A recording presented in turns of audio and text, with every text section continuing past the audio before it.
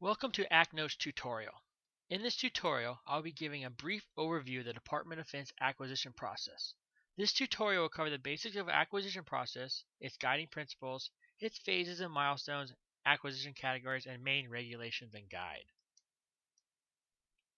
The DoD procurement process is made up of three individual processes. These individual processes are the acquisition process, the Joint Capabilities Integration and Development System process, or commonly called the JCIDS process, and the Program Planning, Budget, and Execution process, or commonly called the PPB&E process. The JCIDS process identifies capabilities that are required by the DoD to carry out its mission. It's focused on determining the needs of the military and developing requirements to satisfy those needs, requirements that will be executed by the acquisition process. The PPB process is focused on the financial management and resource allocation for current and future DoD programs.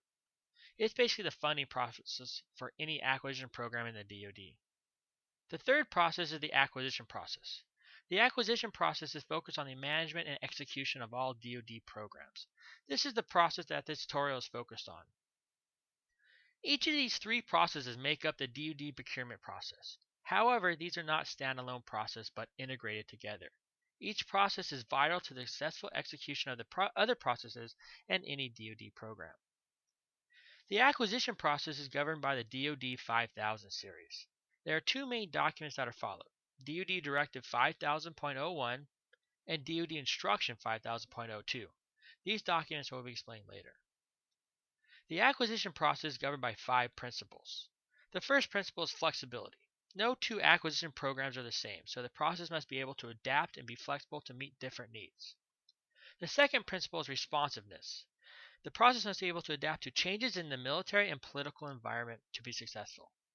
The third principle is innovation. The process is set up to explore and utilize new technologies to address the military's needs. The fourth principle is discipline. The process must hold people accountable and adhere to the execution standards. And the final principle is effective management. In order to be successfully executed, the acquisition process, it must be effectively managed.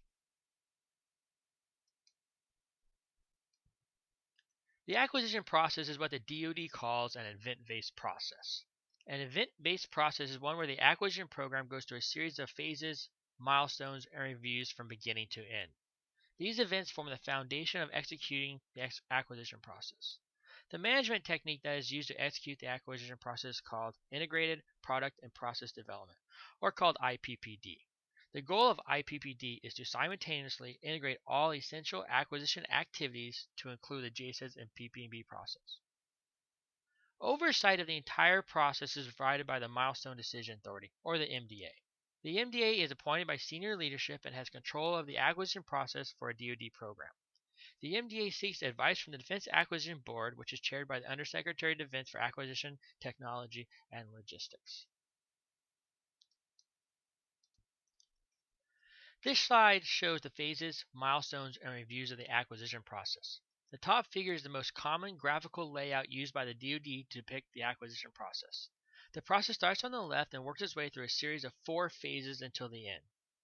The 4 main phases that are accomplished during the acquisition process are the Material Solutions Analysis phase, the Technology Development phase, the Engineering, Manufacturing, and Development phase, the Product and Deployment phase, and finally the Operations and Support.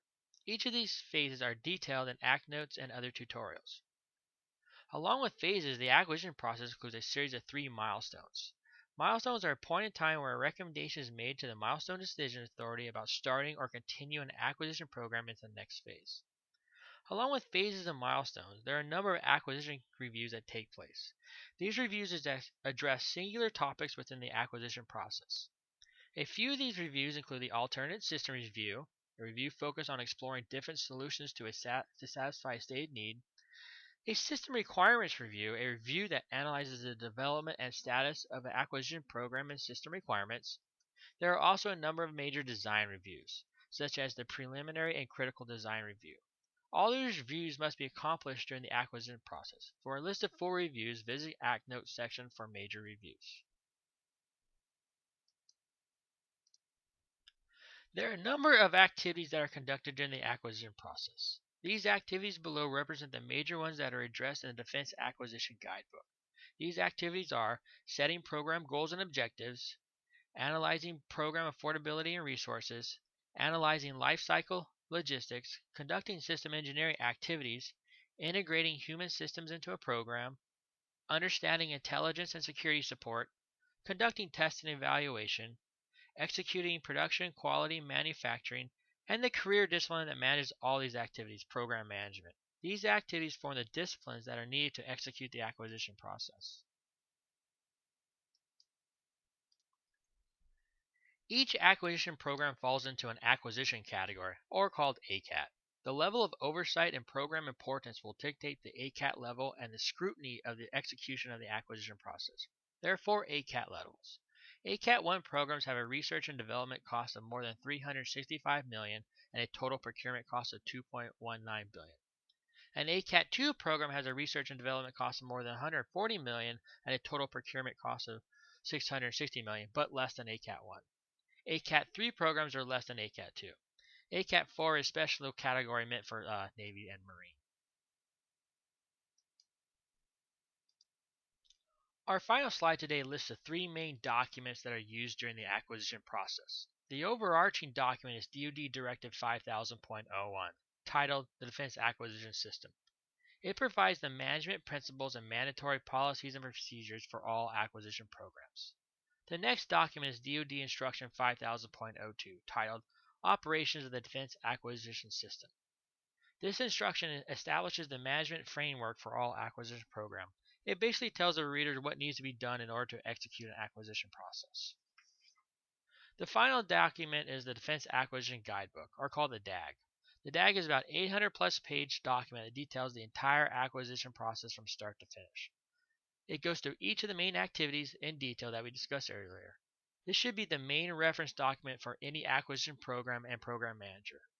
All these documents can be found in the reference section of Acquinotes. Well, that concludes this brief tutorial on the acquisition process. I hope you found it informative and worth your time. For more information, please visit acquinotes.com. Thank you.